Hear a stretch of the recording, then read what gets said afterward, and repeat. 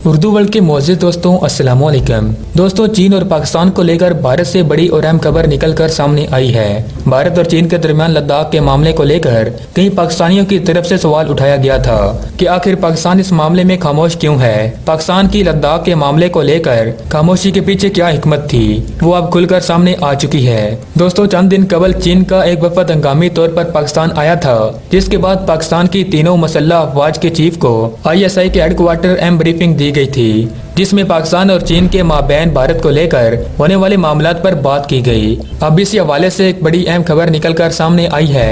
लद्दाख के बाद चीन ने पाकिस्तान के साथ मिलकर भारत को दूसरा बड़ा सरप्राइज देने की तैयारियां मुकम्मल कर ली हैं। दोस्तों, चीन और पाकिस्तान ने सी पैक को महफूज बनाने के लिए अब भारतीय कश्मीर के हवाले से अहम फैसला कर लिया है, जिस पर अहम दरामद भी हो चुकी है। दोस्तों, सबसे पहले तो आप अपनी स्क्रीन पर चलने वाली इस खबर को गौर से पढ़ें कि भारतीय अखबार द टाइम ऑफ इंडिया ने दावा किया है कि पाकिस्तान के कश्मीर में चीन के फौजियों की नकलो हमल को देखा गया है। इस हवाले से एक और बड़ी अहम खबर निकलकर सामने आई है कि चीन पाकिस्तान की गिलगित में अपने जदीद तैयारी भी तैनात कर चुका है।